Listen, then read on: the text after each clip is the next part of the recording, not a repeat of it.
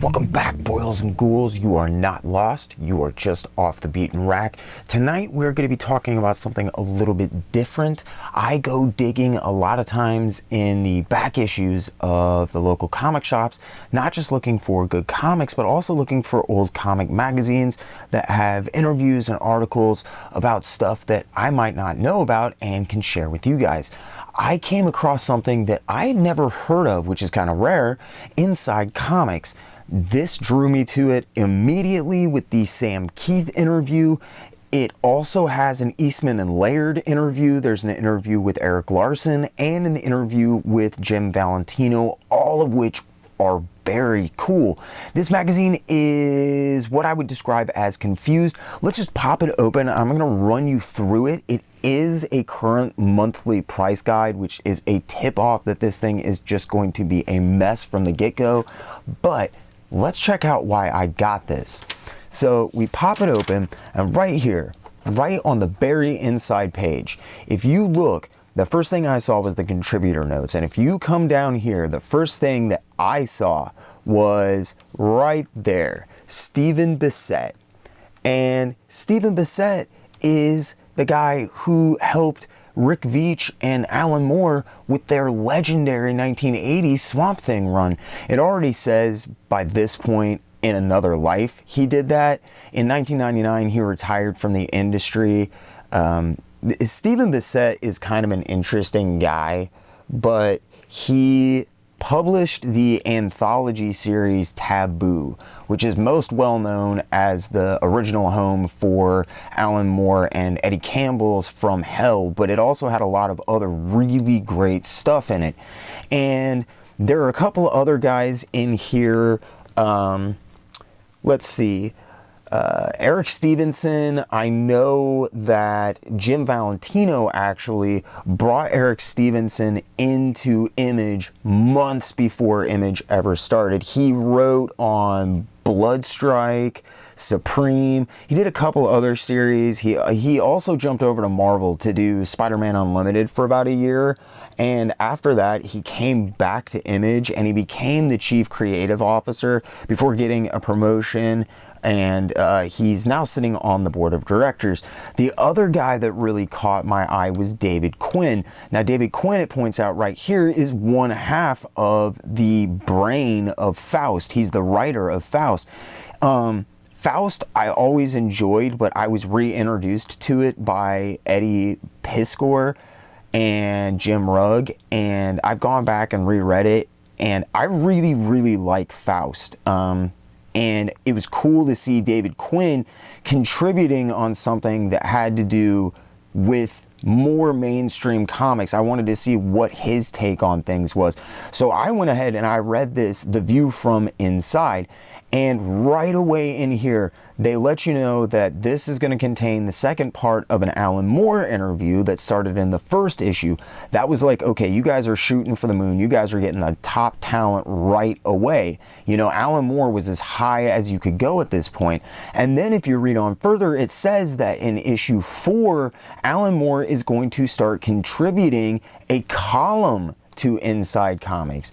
And I was really stoked. I was like, oh man, this is awesome. I'm going to go track down the other issues of this. I'm going to start reading some of this stuff. And unfortunately, this magazine lasted until issue 3.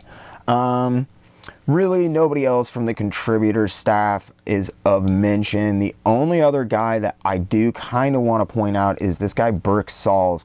And Burke Sauls was a writer on Joe Bob Briggs' TV show Monster Vision that was on TNT at the time. He's done some other work. He worked as I think a prop guy with another one of these dudes. I think it was, it's not Chris Golden.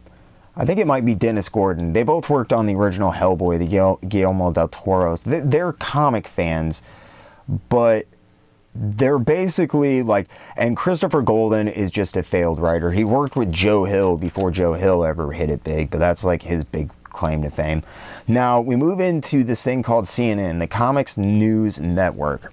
And the CNN was, this is an interesting, this starts to point out how this is different from other magazines. This magazine is about what I would describe half comics journal, which is very serious and very analytical and very behind the scenes and picking things apart, and half wizard magazine, which is absolute crap, just the speculation market and this is what you should be buying, and hot, look at all this stuff, buy comics, blah, blah, blah.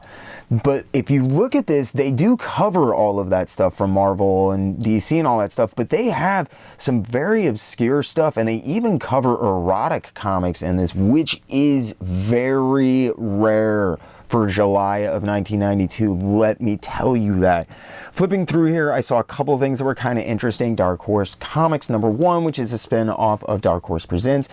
It's notable for having, and it actually in the solicitation notes, that it has Chris Claremont's first major post-X-Men comic book work. Whilst Portacio and Adam Hughes announced as working on covers for Nexus, while Steve Rude, the Rude dude himself, is also doing a mini at the same time. And Adam Hughes is also announced as doing a Indiana Jones series. He was always a busy guy. I remember seeing his name a lot, and this just kind of proves my point. You see his name a lot just in this little blurb here. Topps Comics, I did kind of want to point out at this point, they're putting out their adaptation of Francis Ford Coppola's Dracula. Now, you like, why are you mentioning, an adaptation? Well, the guy who put out the pencils for that, the guy who did the art, is Mike Mignola. It actually looks really cool. I don't honestly remember if it's any good. I highly doubt it, but it probably looks really, really cool. They're also trying to hype Neil Adams' Death Watch series for Continuity Comics. I'm not going to give that even 5 minutes of screen time. If you know what that is, you know how painful it is. If you don't, please don't punish yourself by finding out. Over here we have a really cool mention. This is from Tundra, and Tundra was going to be working in cooperation with Dell Gold Key Publications to put out a mass market trade paperback of Rick Veitch's masterpiece, Brat Pack. If you don't know what Brat Pack is, it is as in your face and deconstructionist and violent and like just insane. It's basically like The Boys before The Boys. I think it's a little bit better than The Boys because it takes the subject matter a little bit more seriously in its parody. Unfortunately, Brat Pack has a really, really let down ending, but it is still one of my favorite series. It is worth a read just to get into the mindset of this whole thing. It's a spin-off from another series by Rick Veitch, Max Immortal, but you really don't have to read it. And like I said, the ending doesn't really make sense, so when you get there, don't worry about it. It's just a fun ride, but it is extremely in your face. There's lots of like homosexuality. Not that homosexuality is bad, it's just, like the Batman character turns out to be like, he's trading up Robins. He blows up his old Robin so that he can get a new boy toy and that kind of thing. So it's very in your face with like just insane takes on characters. And Del Gold Key got full cold feet really bad. They're not doing their mass market trade paperback edition. It does mention that Tundra is going to go through with their direct market edition, and that came out. Unfortunately, there was they were terrible scans. It left out the cover art on it and a number of other things. In 2009, King Hell put out a trade paperback and a hardcover that included the covers, but they were really crappy scans and they just got a lot of flack. I don't own them, so I can't say, but in 2018, IDW finally put out, I don't know if it's soft cover yet, but I do know there's a hardcover collection of Brat Pack. Finally, it's good. It has all the covers. It also has the 23-page original proposal for the series, which is even like that is as fun to read almost as the series itself. I'm gonna put it on a level with Watchmen, if that tells you anything. I don't throw that around a lot, and It's there's also a series, like right here you see this image is for a book called Skin. This whole piece is about Skin. Maxwell Publishing commissioned a piece about a thalidomide victim from England. If you don't know what thalidomide was, it was a drug that was given to English women to stop morning sickness, and it was untested. It had horrible, unseen consequences for these kids. They were born with deformities, and the deformity that was most common for children, I believe, at least that lived, are like basically they had no arms. There were hands on their shoulders essentially, and they're called flipper arms. And I thought it would be a really interesting story, especially considering like it's being censored. They're talking about Maxwell Publishing wouldn't put it out. Peter Milligan and Brendan McCarthy are the guys who did it. It looks very interesting at points. On the merit of this, I actually went and read it for this video. I can say that the idea of this book is much more interesting than the book itself. The book was a little bit hard to understand. I couldn't get behind the main character. I don't understand why it was so censored. It does not glorify the main character, but he is a skinhead. And despite the fact that he is dealing with these, the reason that he's so messed up and so angry is obviously because he's a thalidomide victim. And it's stupid that it got censored and didn't get put out. And if it sounds interesting, I do recommend you at least go check it out for the art. But I did not enjoy the book myself. It sounds much more interesting than it really is. Another big announcement that is in here, Skybox is putting out, on the merit of the 1990, 91, 92 Marvel Trading Card series, which went over very well, they are doing what's called the Marvel Masterpiece series. Now, the Marvel Masterpiece series is extremely important in my opinion. It's especially important to me. It was the original series was a 100-card series painted by a guy named Joe Jusko. I've talked about Joe before. I actually think I did a piece on Marvel Masterpieces long ago, like 65 episodes ago. It is the best card set I've ever seen. It is absolutely worth checking out. If you don't know about the 1992 Joe Jusko Marvel Masterpiece series, I highly recommend you check it out. It was so good that they actually put out 4 collections in comic book size, so you could look at the cards art blown up. The cool thing in this solicitation is they mention this new thing called Dinah etched cards. The Dinah etched cards were not in the 1992 Joe Jusko Marvel Masterpieces series as solicited here. They actually say that it's never been done before in the solicitation, and that kind of makes sense because it didn't end up happening for this series. It did happen for the very cool 1993 series, which utilized a lot of Bill Sienkiewicz art and some other really cool guys, but is inferior to this original 1992 Marvel Masterpieces series, which I cannot recommend that you check out enough. One other cool thing that they talk about is the X-Men animated series pilot that is getting ready to come on for Fox. I think people underestimate how much the animated series did for people taking X-Men seriously. It ushered people into a lot of the classic Claremont Byrne stories. It got them interested in the characters. A lot of people say that it ruined Jubilee, but I think that despite the fact that she was portrayed as kind of an idiot, the manga sidekick, the useless manga sidekick, she still came off well enough in the series that I never saw her as a negatively portrayed stereotype or anything like that, and I enjoyed seeing a younger female character on television. They go out of their way in this article to separate this X-Men animated series from the Sunbow Pride of the X-Men pilot. Now, if you've never seen that, it has far superior animation. The designs are absolutely incredible. The animation is on par with anything from the 80s with G.I. Joe. It's the only Marvel show that I ever saw that stood up to the, I believe, 1982 Sunbow Incredible Hulk series, which is just the pinnacle of Marvel animation, in my opinion. But there was a number of problems with the Sunbow animation pilot. Pride of the X-Men had basically nothing to do with X-Men. It did adapt the Pride of the X-Men comic book where Kitty Pryde joins the X-Men.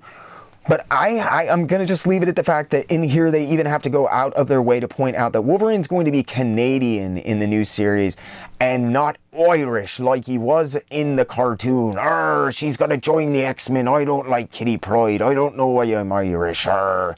It was just ridiculous, man.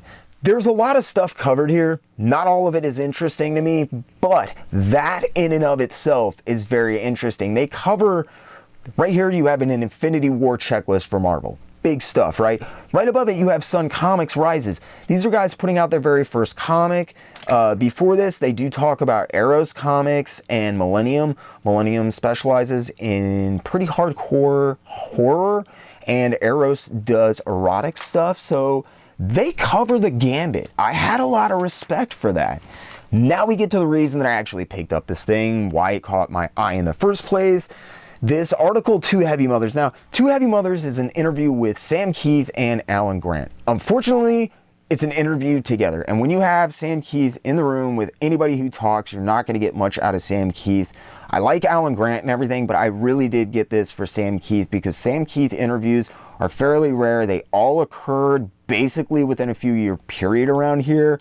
And if you read them, Sam Kieth usually becomes unguarded enough that if you've not read the article, you will find a little tidbit that you've not known before. In this, there is a very few little bits, but they're cool, especially considering this article is a whopping 3 pages long, which is kind of a letdown. So Alan Grant starts off by telling the story about how they met. They just kind of got blindly assigned on a story that I love. I believe it's from a Batman annual. It's called The Killing Peck. It is not a parody of The Killing Joke. I always wondered where the title came from, and they tell you in here it was censored. There was supposed to be a penguin slowly pecking someone to death and like blood coming off of the beak, and DC was having none of it, so they censored all of that. And before that, Alan Grant, Sam Kieth, they had no idea who each other were, but Alan Grant fell in love with Sam Kieth's stuff. So when he came over to do a run on Marvel Comics Presents, this run in fact, he asked for Sam Kieth by name. Now this is important because when Sam Kieth came over to Marvel Comics Presents, he also did a fill-in issue, Incredible Hulk 368, and those are pivotal in his comic book career for really getting him noticed, getting his name out there, and in my opinion, giving him an opportunity to perfect his craft. Now, like I said, I don't dislike Alan Grant, but Alan Grant is very much of a good storyteller, so he kind of takes over the entire article and it becomes about him. You find out how he moved from 2000 AD over here, and that was basically because he was tired of dealing with all the censorship. He said some stuff about the guys who do Judge Dredd, and they blacklisted him, so he came over to the US and he's never looked back. Sam Kieth thankfully pops in with just a few little minor details, and those deal mostly with something that is covered very heavily. This issue came out in July of 1992. Image Comics was on everybody's mind. It was getting ready to happen. It was gonna be big deal. Everybody was waiting for this. And at the end here, they actually ask Sam Kieth about Darker Image. Now, as I said, he's not a talkative guy, and even given this big chance to like plug the book that he's going to be doing and stuff, he kind of chinces out on a little bit, but he does say something that's very important. Darker Image was going to be an anthology series. One issue came out and there was going to be Jim Lee, Jay Lee, I think Rob Liefeld, and Sam Kieth, and they were all going to contribute like 8 pages a month to this anthology book with each of their characters in, and it's where the Max came from. And Max spun out into a full-sized comic.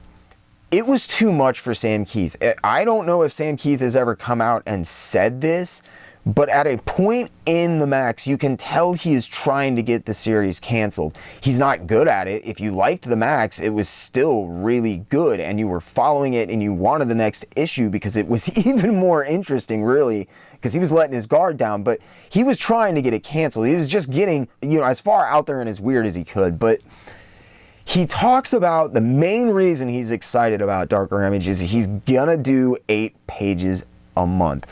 That's what he's going to be contributing to for the Marvel Comics Presents. It's what he's comfortable doing. Sam Kieth is very uncomfortable. He does not like his art. I mean, he just downright has like major depression problems. And him pointing out the 8 pages was very important to me. It reinforces the fact that I think the Max really was just too much for him. I feel bad sometimes because I love the Max so much. I'm always trying to push him back to it. And it breaks his heart, because he just doesn't like the series anymore. It's taken me years to figure out why. Alan Grant, if you want to know, basically spends the majority of this article plugging his current Batman work as well as his series, The Bogeyman. I'd never heard of this. Bogeyman sounds really interesting. I didn't get a chance to read it yet, but I am going to read it. It's about a schizophrenic convict who believes that he is Humphrey Bogart and that there's a guy out to kill Vice President Dan Quayle, so he kidnaps him to protect him. It's a little bit out there, but it sounds freaking pretty fun. Summer of the Dragon, interview with Erik Larsen. I'm not the biggest Erik Larsen fan, I'll admit that, but I really like Erik Larsen, the guy. So I was stoked to read this because this is coming out as Image Comics is becoming a thing. It's not the machine that it was, and there's no infighting yet. And that is what is the best about these articles, because they interview Erik Larsen first, and then they interview Jim Valentino. And I'll leave a little bit out of this Erik Larsen interview about what he says about Image, because I'll discuss it more when we get to the Valentino thing, because they're so much alike. They're two of my favorite of the Image founders. Larson basically starts off by saying he really didn't like his Spider-Man work. He didn't dislike working on the series because he dislikes the character. He very much enjoys Spider-Man, but he thought he did a bad job drawing Spider-Man. I thought it was a little bit out of his wheelhouse, but I have come to love Erik Larsen's Spider-Man. He talks a lot about Savage Dragon in this.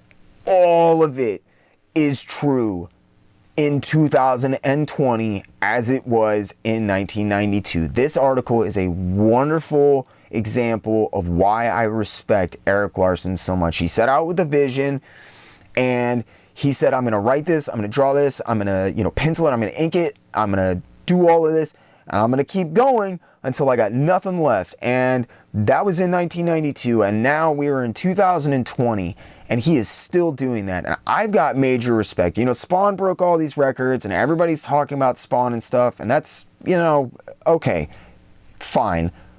But Larson deserves major props. He just hit 250. He's never left an issue of this book. Todd McFarlane didn't touch Spawn for a decade. So I got major respect for him. It's really interesting to hear him talking about the Savage Dragon being such an old creation. I knew that, but it helps reinforce why he's still with the title. He's wanted to do this since high school. He followed through on it. It's what he wants to do, and it's what he will always do. I freaking love that. Unfortunately, the guy doing this article is a complete numbnuts.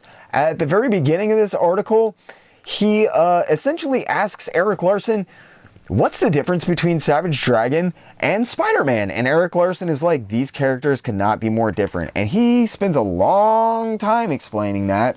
And we get to here, he starts to talk about Image Comics. This is where I got interested, and right here, it skips to page 70. Whoever laid this out did not know what they were doing. And this magazine only lasted 4 issues. That's why we never got to see the Alan Moore articles, but I think that might have had something to do with it. because reading these was confusing. So he starts talking about the formation of Image, but really we're just going to leave it there and move on for just a second, because we come on to an article called Alas, Poor Cobalt. Cobalt is a creation of a dude named Vaughn Bodie. If you do not know who Vaughn Bodie is, there was about 4 guys who are credited as creating, maybe even independently of each other, the first independent underground comics with an X, if you've ever seen those. Robert Crumb, all of that stuff. Vaughn Bodie was one of those guys. I believe it was called Das Kampf, and he created it, he moved out, and he got involved in the San Francisco scene with Robert Crumb and all of those cats.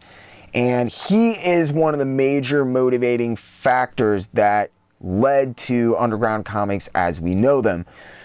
Vaughn Bodie had a very eclectic style. He was a very strange dude.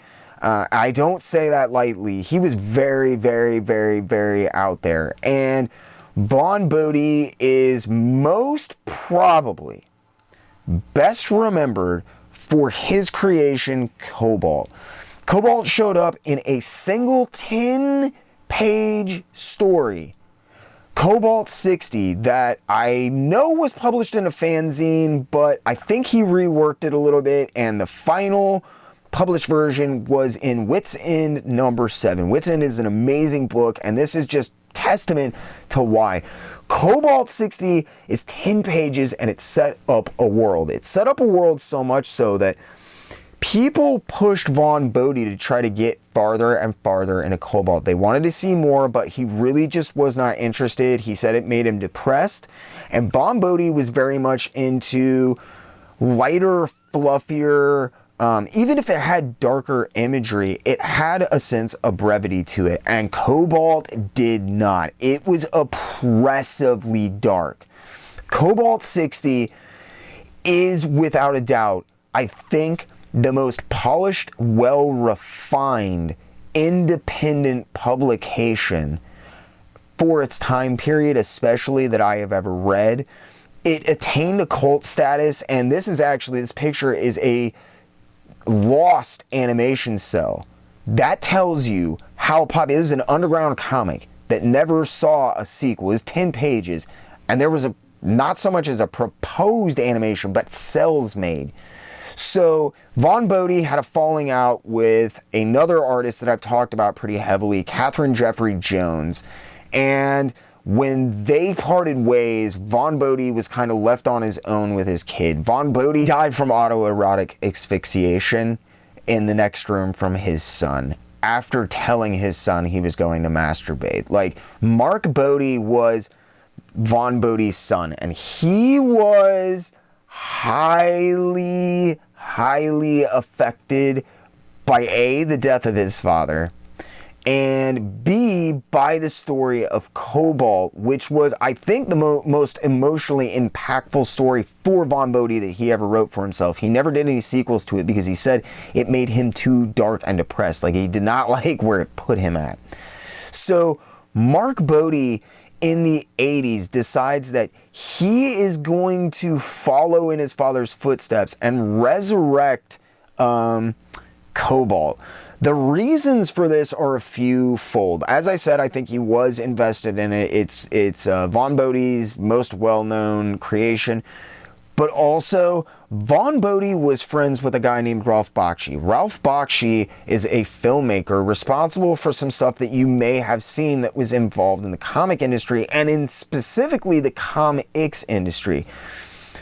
Vaughn Bodie was friends with Ralph Bakshi and R. Crumb, and he actually warned Bakshi not to work with R. Crumb, who's notoriously difficult, and the whole thing just blew up. It was crazy, and eventually there was a lot of pressure that, from what I understand, there was a lot of pressure by Ralph Bakshi put onto Vaughn Bodie to expand on the Cobalt 60 universe and allow him to adapt that into a movie. If you have ever seen the Ralph Bakshi movie Wizards, and you just look at this, the resemblance is more than passing. A lot of bad blood between Mark and Bakshi, and I believe that probably Mark, one of his major motivations, aside from making money, which it does seem, unfortunately,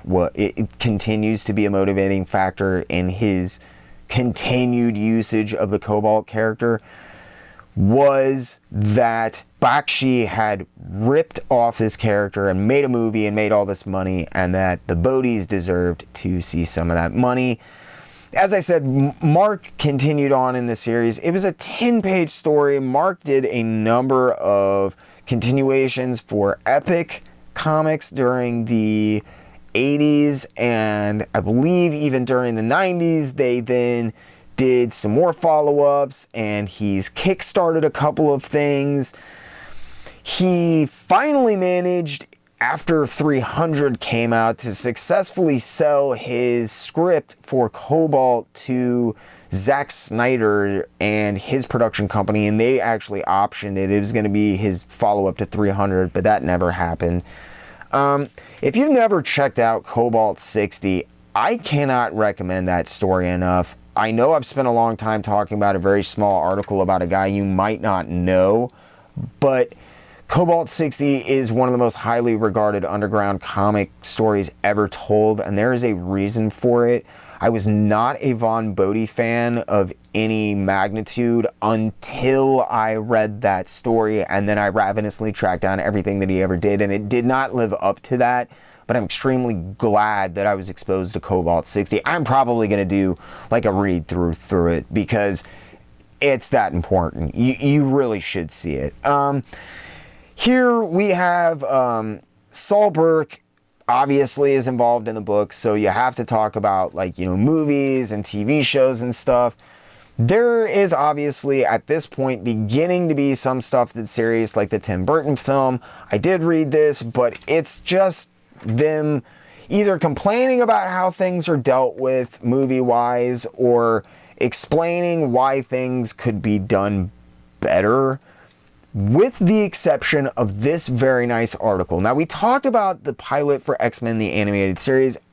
I'm a little bit disappointed it got downplayed and did not receive this level of attention, because New Bat Time, New Bat Channel, the 90s Batman is retroactive, is a review of the first episode of Batman the Animated Series, which is one of the most pivotal moments in Batman history. It will go down like that. The ramifications for that series still continue to play out today with Harley Quinn.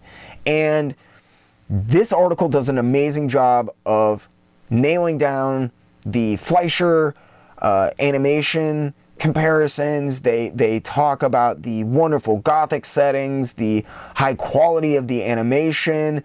They talk about Mark Hamill as the Joker. They nail essentially every major reason coming out of the gate that you could give people to read this series. It's very well done. I liked to see it in a world where most stuff was just mindless selling of crap, especially when it was around this time period. It was very nice to see this article. I wish the X-Men the Animated Series pilot had received this kind of treatment, because although the animation is extremely inferior to Batman the Animated Series, I think X-Men was a very pivotal series. Now, I'm not going to spend too long on this, but the 92 San Diego Comic-Con, like, they just give a quick rundown on people who are going to be there. So, like, you got Bob Kane, you got Stan Lee, Ray Harryhausen, Jack Kirby, Todd McFarlane, John Byrne, Bernie Wrightson, you've got Kevin Eastman, you've got Bill Griffith.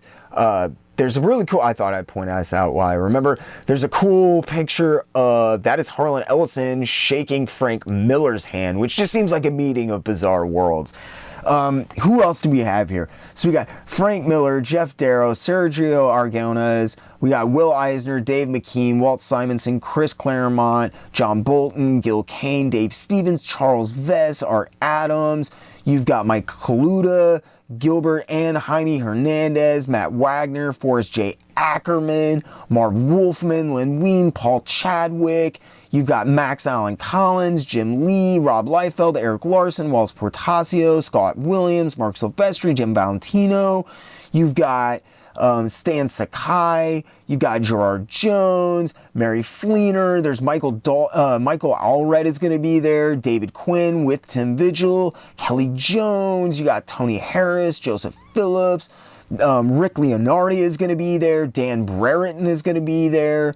Dave Dorman is there. Brian Steelbreeze, Adam Hughes, Mark Wheatley, Joe Quesada, and a guy who's calling himself Arthur Sudam, who I'm a really big fan of. I think his art's fallen off a little bit. I loved his stuff. His Marvel Zombies covers were freaking amazing.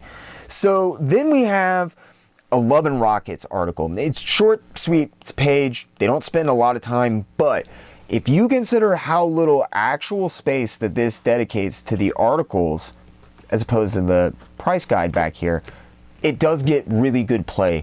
I'm happy about that. They do a very good job of selling the series as exactly what it is. And I think that more people need to start reading Love and Rockets and a few other independent books. I loved this book growing up. Shamefully, I don't know how, but it just slipped off of my radar, and I went back and I've read so much of it, and I cannot recommend, if you've not checked out Love and Rockets, just give it a shot. Don't judge it on the first 15, 20 issues, whatever. Just keep going, man. I tell you, Love and Rockets will grow on you. It's absolutely wonderful. And that is exactly what they talk about in here. The article is very nice. It's very short, but it does lay out the fact that they started off with self-publishing, with the small format books, giving them out, getting publishers, growing from there, replicating the Kevin Eastman, Peter Laird kind of idea of taking your idea and doing your own thing with it and growing from there, but retaining complete creative control. But the Hernandez brothers have never fallen out with Love and Rockets or each other the way that Laird and Eastman have. And that's kind of interesting because right here we have the big selling point for this issue, I think for most people, was probably this Eastman-Laird interview. Right now in 2020, we are in the middle of a Teenage Mutant Ninja Turtles renaissance. IDW Comics just hit issue 100. The series is extremely well written. The story is engaging. It is critically acclaimed. The original creators are coming back, I believe both of them, to work on the series at this point. But for years, they did not talk. It was split up. And if you read Turtles comics over the years, like I did, there was a lot of really bad stuff. And in this interview, they actually own up to that fact. They talk about why it was bad. They don't just own up to it. They tell you why it was bad. And essentially, the story is pretty well known. I think they talk about it on, specifically very recently on The Toys That Made Us on the Netflix documentary show.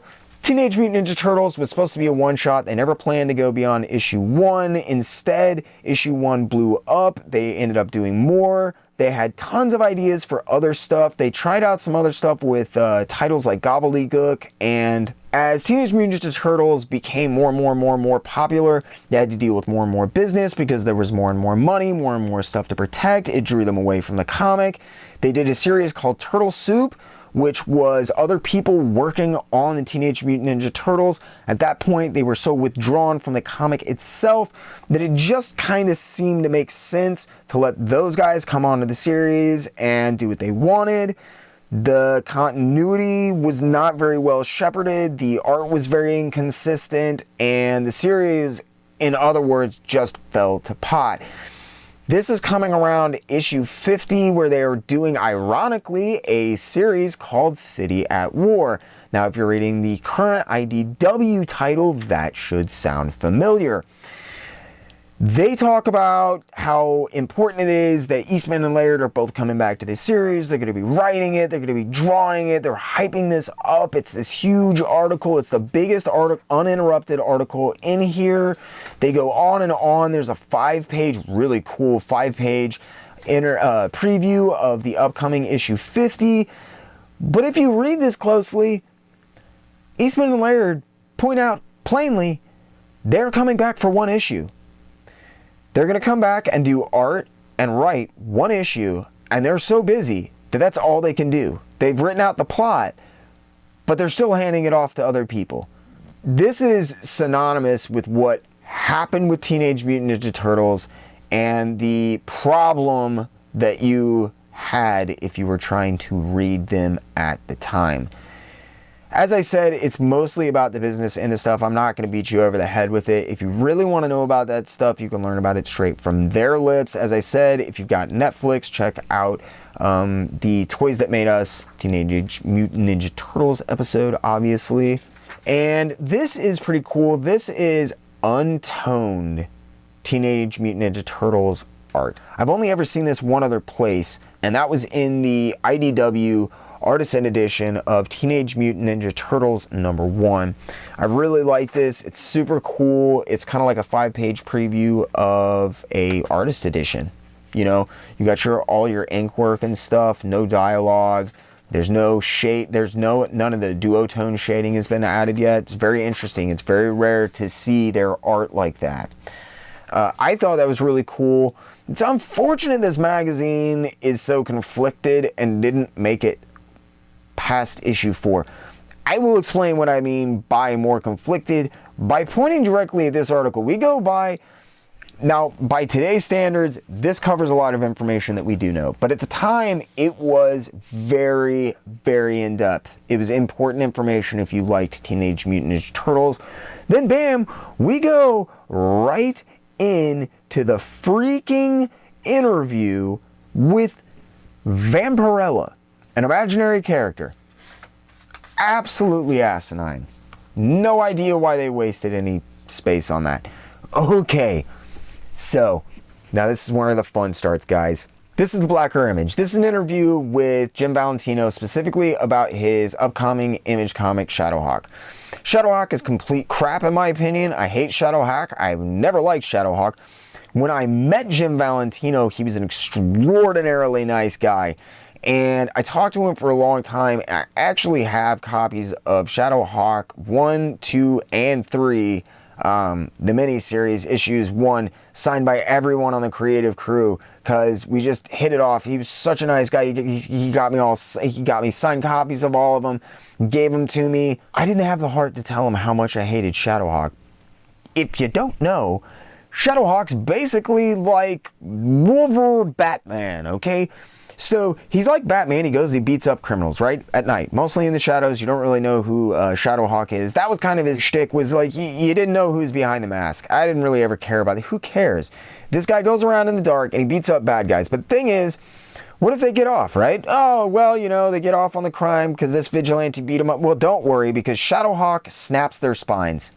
So they are forever trapped in wheelchairs, paraplegics, as payment for whatever crime, like stealing a purse. Yep, snapped his spine. Trying to rape a woman, snapped his spine. I hated the series, but what's really cool is Jim Valentino is the exact same as Erik Larsen. He is so happy, he's so excited. They're talking about Image. Image is becoming a thing, but it is not a machine yet. And it is so sad almost to see how hopeful they are about how everyone is going to get along and there's going to be this shared universe. Erik Larsen and Jim Valentino both say that the best thing about doing Image is that they will never have to go through an editor again. They'll be able to call Jim Lee and be like, hey, Jim Lee, can I use this character? Hey, Rob Liefeld, can I use this character? And they'll be like, yeah, no problem, dude, just do it. And there's no paperwork and none of this, you know, hoops to jump through and stuff. And like, if you know anything about the way stuff shook out at like between Extreme Studios and Mark Silvestri leaving, because there was so much in-poaching and fighting between the different factions of Image and stuff, like Homage Studios and Extreme and all that. It was just Top Cow and all of that. It was awful. There was so much infighting. It was terrible.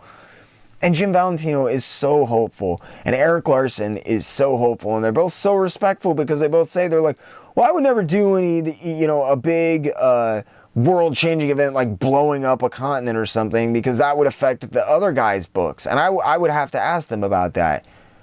And I don't think anybody else really felt that way that were founding members, so it's kind of sad. The most interesting thing about both of these articles, however, is the fact that Erik Larsen talks about Spider-Man in a very positive light. He talks about Marvel in a fairly positive light. Now, he doesn't downplay necessarily why they left, but he doesn't bash on Marvel at all. Jim Valentino is the exact same way. Jim Valentino even takes it a step further in stating that he knows that they're not going to, quote unquote, bring down the house that Marvel built. They literally say that it is not a us versus them thing, at least on Image's side. That's so sad, because Erik Larsen has, well, in the previous article, Erik Larsen has just come off of Spider-Man, and he's talking about how he was going to do a Nova series. There was a Nova series that was going to come out, and a lot of fans have been asking about it, I guess. It was really highly, publicized and stuff. And that it's still going to come out, but someone else is probably going to do the art for it, but he's going to try to make sure that it comes out. And he made it sound like that was more of like an artistic, like, I'm busy, I want to go work on Savage Dragon. I don't necessarily want to put a lot of time into this Nova series, so I just kind of like made sure it was going to be in good hands, but it's coming out, don't worry about it. Jim Valentino is like so much of the opinion that it is not Marvel versus Image, that he says he's still working for Marvel, and he is writing Guardians of the Galaxy at this time. Jim Valentino says in this article he has a hard time with his fans sometimes because he writes all different types of books. Sometimes they're character books, sometimes they're action books, romance books, thriller books, horror book, whatever. And he likes Guardians because it's a team book, and he likes Shadowhawk because it's an action book, and he can write both at the same time, and it's really cool. And at the end of the whole thing, there is a little like editorial notation that between the end of this, when he gave this interview and when this actually saw print, they quote unquote released him to pursue his other interests, which is like Marvel just having this knee-jerk reaction of, oh, well, if you're not going to work solely for us, if you're working with Todd McFarlane and these other guys who marched into our office, like, you're out, you're done, we're finished with you. We're going to basically blackball you, even if we don't say that. Again, we like get down here, it's fairly interesting. I was like, okay, well, this is a pretty good interview. I'm learning some stuff. And then you have to go to page freaking 77 to finish it. It's not us versus them, at least not on our end. And then there's an editorial note about Marvel firing him. If that doesn't tell you, I think, the pure notion of Image going in that got downplayed and muddied, because I had a long time getting behind or understanding the hate that a lot of the Image founding fathers felt for Marvel Comics. It's not hate, no, that is too strong a word. The resentment, and I think a lot of their feelings were hurt. And stuff like this, I think, really points out what was going on, man. Why these guys' feelings got so hurt. So, these are reviews. They're actually fairly honest. I think they're still pulling their punches a little bit. You don't want to like slam everybody out the gate. They're big Valiant fans. I like Valiant, but not as much as these guys. They do make a valid point. I'm not sure that Valiant was writing less quality books than Marvel or DC at this point. They talk about Solar, whatever you want to call them. I always call them Solar. I think it's a thing from when I was a kid. Solar, like, is their best title, but that Harbinger is not very good, and the upcoming, like, Unity event, which pretty much helped destroy Valiant Comics, is probably not going to live up to the hype, and they were right. They go right into Youngblood. Youngblood is where I was like, okay, you guys interviewed 2 Image founders, and yet when it comes time to review Youngblood #1, you are brutally honest. They ripped that thing a new bung, man. They're like, if you want something cool to look at, you better like Rob Liefeld art, because otherwise you're not going to like this book. And if you don't like looking at Rob Liefeld's art and you try to read it, you're going to be even more unhappy. Whoa, man. They're out with the sledgehammer on that book. Ghost Rider, this kind of like, meh, I get maybe. Howard Mackey's writing Ghost Rider at this time. He's trying to do all this new stuff with Danny Ketch, and they're like, there's a lot of possibilities.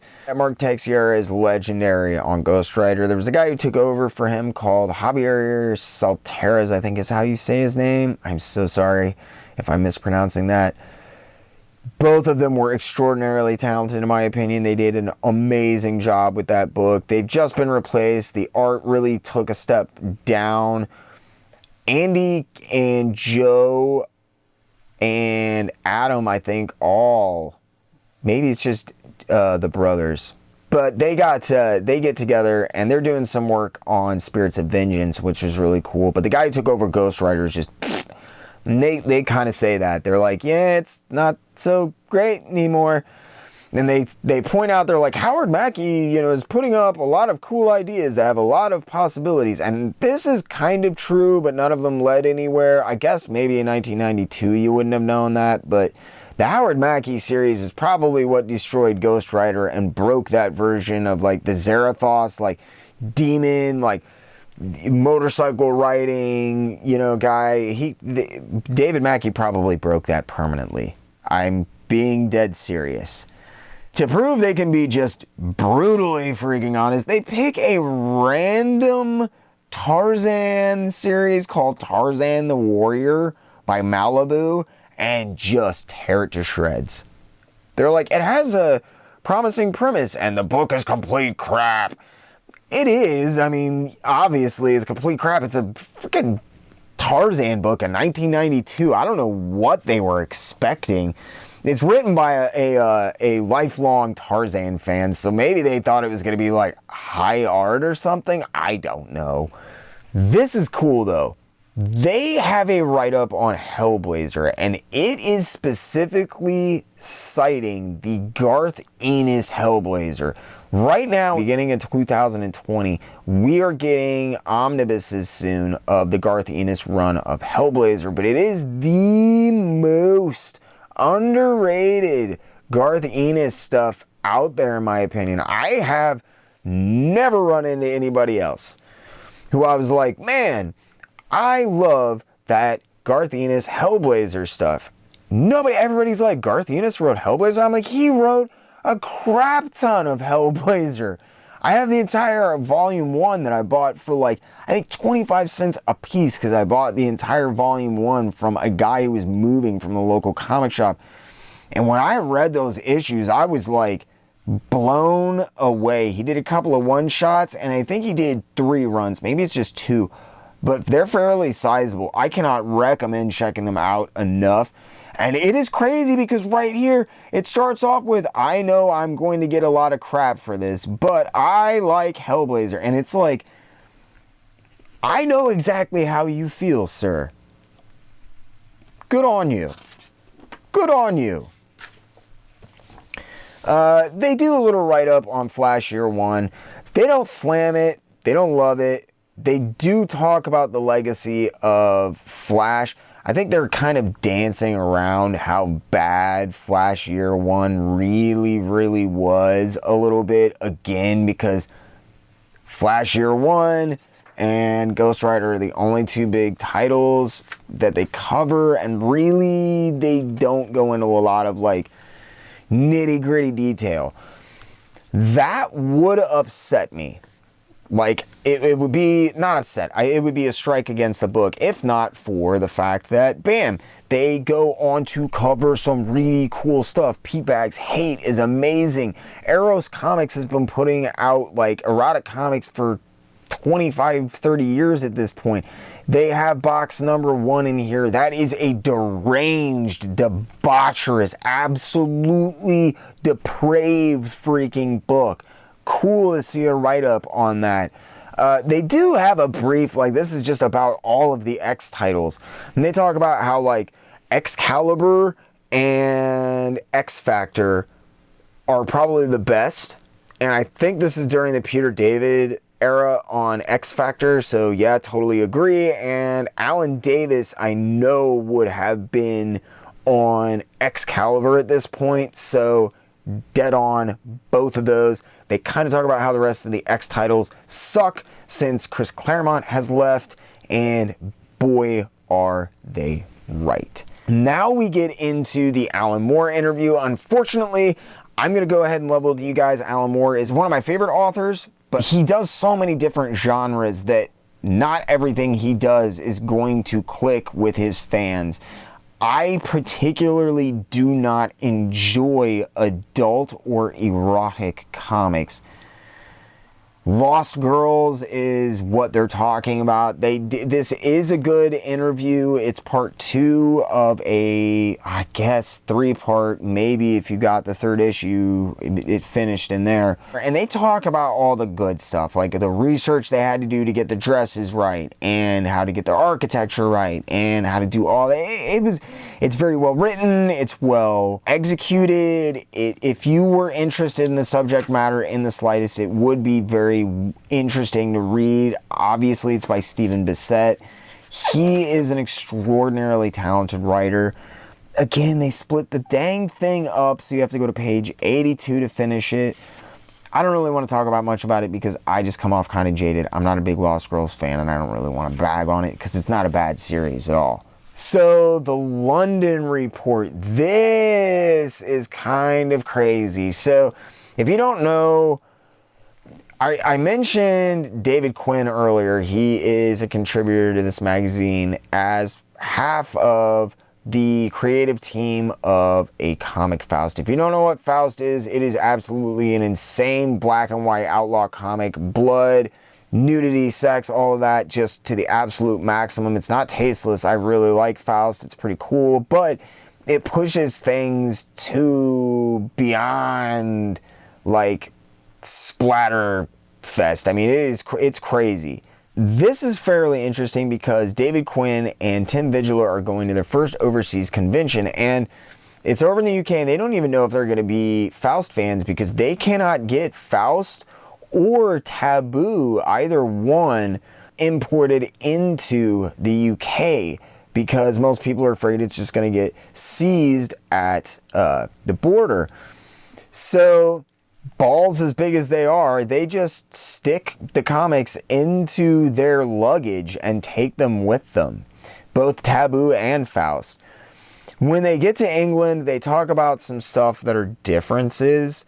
What we would think of as a police force at this point, the IRA was still active, so the army is actually there to search everyone, and they do come across the Faust comics.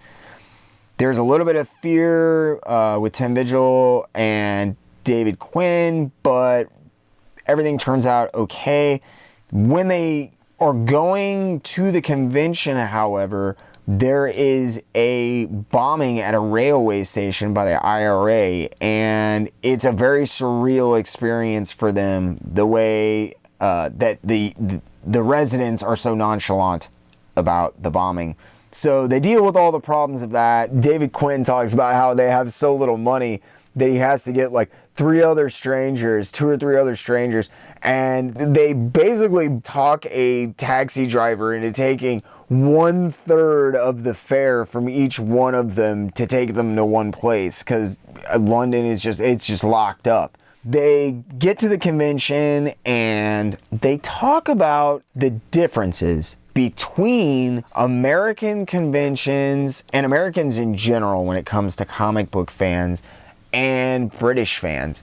It's interesting to hear what they talk about, because on one hand, David Quinn says it's very cool because he never got one, like, who would win if it was Faust versus Wolverine. On the other hand, he points out it makes him feel stupid. He's like, we as Americans have a very stilted view of the way that we see comic books, and talking to these people made him almost uncomfortable because it was so far out of his wheelhouse. While they're at the convention, they're also asked to sit on a panel that is about censorship. This is a running thing for Tim Vigil and David Quinn, both in the US and I'm sure anywhere else they go, because that's one of the major problems they dealt with Faust. They're very fearful. David Quinn especially, who wrote the article, states he was absolutely unenthused about it. The other guys on the panel are the dearly departed Steve Dillon and the Alan Grant that we talked about earlier on in here. They talk about how amazing it is to hear these guys talk about censorship in comics. The ramifications of having to balance between the freedom of speech and having children who have to deal with the fallout of that freedom of speech. It's a very different take than what we have here in the United States. And David Quinn talks about how awesome it was to hear them speak on the subject. I thought that was very interesting. Okay, so Burke Sauls is the guy that I mentioned earlier that worked on the Joe Bob Briggs TNT Monster Vision show. The reason I mention that is because this is why we have Burke Sauls on the Hollywood Beat. I don't really want to talk about this article very much. The only thing that is of note is this repeats in a very small space every single rumor or legend that I heard about movies when I was growing up, like the X-Men and Spider-Man movies by James Cameron, the Speed Racer movie, and Tim Burton was supposed to be getting involved with a Black Hawk movie. They point out, I guess, one other fairly interesting thing at this point. A lot of companies sign deals with, like, say, Netflix or Disney, whoever it is, to option out, like, here's 30 of our titles that we're going to pitch you, whatever you like, we can take and, develop. Dark Horse has just done this, and they said they pitched 30 projects, or they had 30 projects to pitch, and they pitched 8, and all 8 of them were accepted.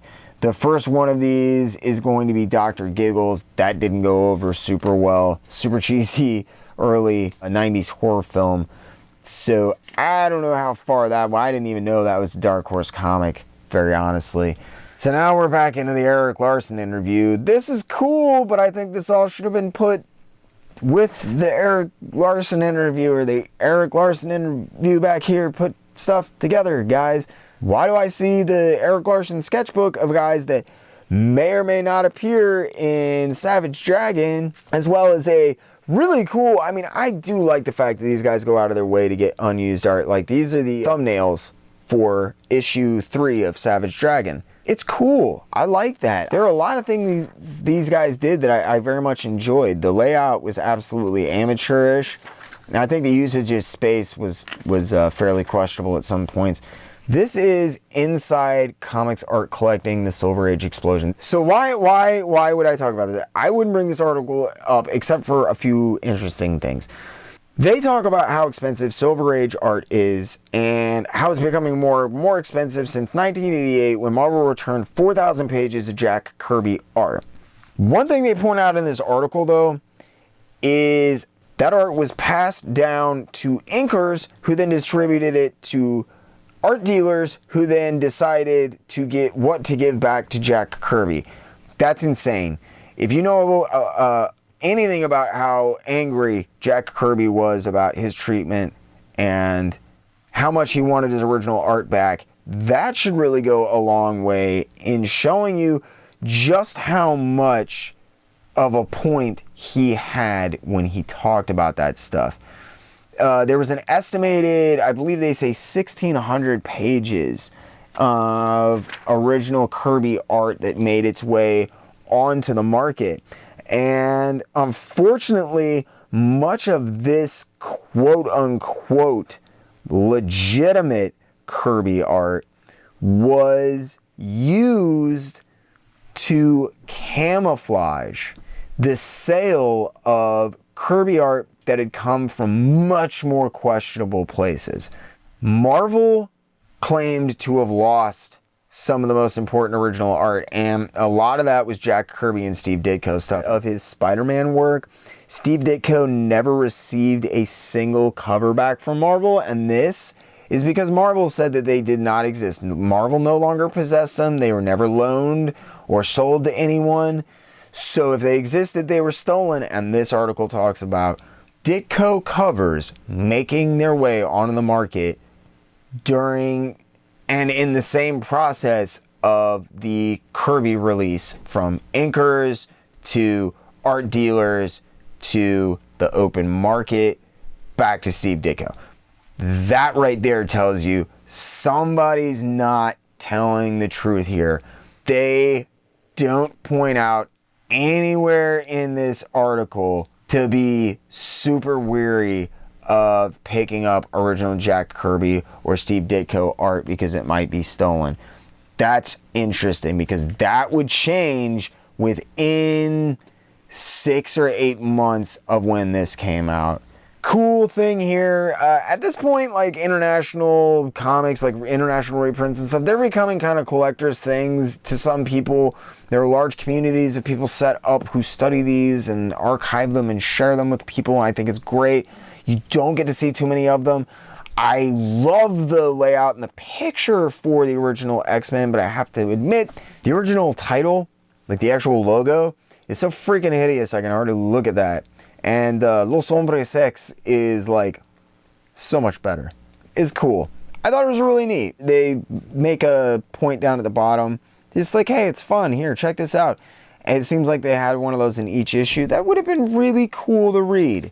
So we get the last of the Alan Moore interview, because nothing in this freaking magazine is at all in order. I would normally never talk about the back end of this book, as in the price guide end of this book, except for this freaking article, because this article is so weird. This whole magazine seems to be walking a tightrope line between, like, they're on one hand saying they want to be as serious as the Comics Journal and be taken seriously and have guys like Stephen Bissette and Alan Moore doing stuff and involved, but on the other hand, they are also pandering to what I would call the wizard denominator, which is like random spec books, hot lists, hype stuff. The hype train. In this article, it is freaking bizarre. It is by a guy named Jay Maybrook, and apparently he worked for Overstreet for a long time. I think he says like 15 years or whatever. He says that he writes this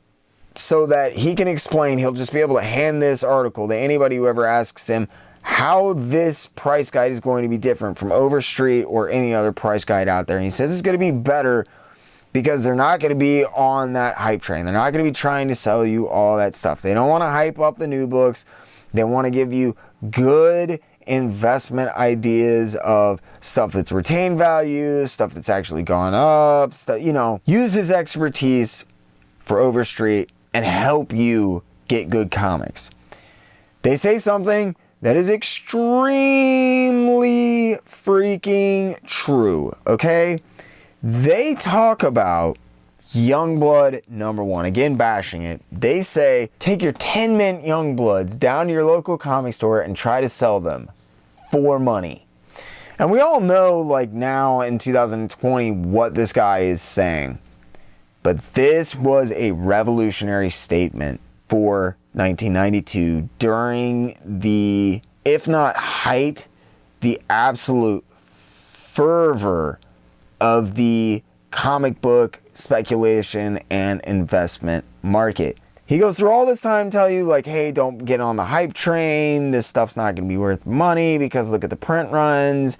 And then he literally, while he's like, don't get Youngblood #1, it's going to be dumb. It's not going to be, in 6 months, you won't even be able to do anything with it. Instead, go get Jay Lee's stuff on Namor because it has a lower print run and he's a hot artist and that stuff will retain value better. What are you talking about? Like, don't go buy Hot Stuff, except for go buy Hot Stuff by Jay Lee. Huh? Don't buy Youngblood because it's on the hype train, but get on that Jay Lee hype train and buy Jay Lee. This magazine's confused. Right after that article, there's hot picks. Every single one of these freaking hot picks that is on here is not only can be found in a dollar bin or like quarter bin or like they will pay you to take it out of the comic shop. Everything on here sucks except for 2 things. Lobo, Blazing Chain of Love, which is decent. It's a, I think Giffen did the art for it, and Alan Grant wrote it. And then, obviously, Sandman Seasons of Mist. It's cool. But that's a trade, and Blazing Chains of Love is a bin book all day and all night. They've got a list of hot crossover characters. If these characters are in other books, make sure that you get these characters because they might be worth money. These are the hot artist lists. These guys, if they do a book, then it might be worth money. So check that out. Don't buy into the hype train. Don't buy 10 copies of Youngblood. Buy 15 copies of Namor and like 1 copy of all of this stuff, and then anything from any of these guys and anything from any of these artists. And then you've got a top list. I don't understand how they don't know this appears to be blatantly contradictory. They're like, we will only report on the stuff that we know retains value and holds value. How are you commenting on new stuff? And if you are talking about retained value, why are you talking about the best-selling titles?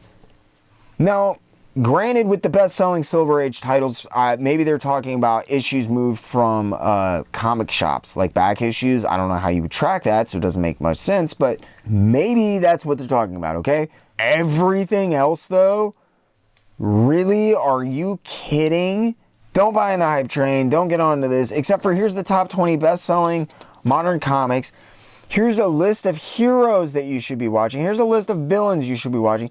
Here's a list of hot artists you should be watching. Here's a list of hot comics that you should be buying. So now we're into the price guide. I am not going to get in the price guide. Don't worry. Price guide is like the majority of this freaking magazine, right? So I wanted to point out something, though. These guys went so far. And I don't know if they if they just enjoyed the smell of their own farts enough that they actually thought it was true. There is they're called market motivators. And you used to see these things a lot in even Wizard used them. They'd be like little, Wizard usually turned them into highlights though. It was like blue highlight, book's gone down, yellow highlight, book's gone up. And then they would use like a 1 with a circle around it for like a first appearance, and they would say somebody's name, first appearance of this, first appearance of that. And they have that in here, collectible demand, key appearance or origin. And then right below those two, because those are the top 2, collectible demand, which is titles or issues which demonstrate consistent or strong market demand. And then key appearance or origin, titles or issues which contain first appearances, key appearances, or character origins.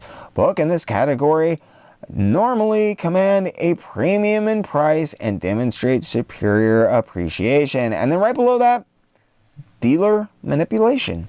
If they had followed through on this notation, normally pertinent to newer titles, indicates a temporarily inflated market value generated more by false hype on the part of dealers or brokers of large lot quantities than by an actual demand or supply shortage. If they followed through on this would have been the most invaluable guide to come out.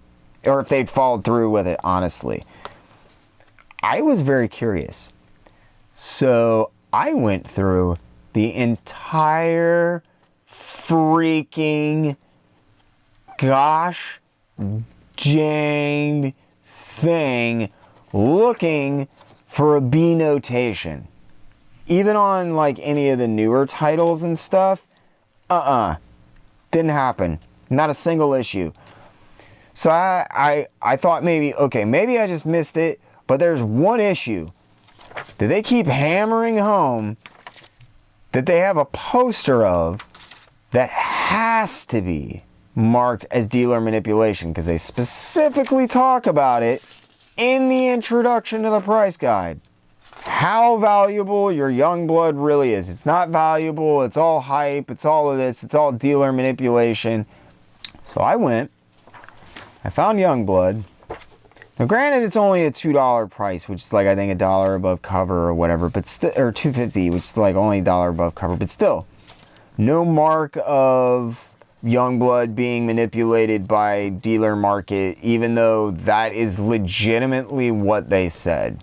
So, Inside Comics, a lot of potential here. An extreme amount of potential. This was a fun find. I looked around. I did not find hardly any information on this online, so I thought I'd shoot a video walking you guys through this and why I thought it was interesting.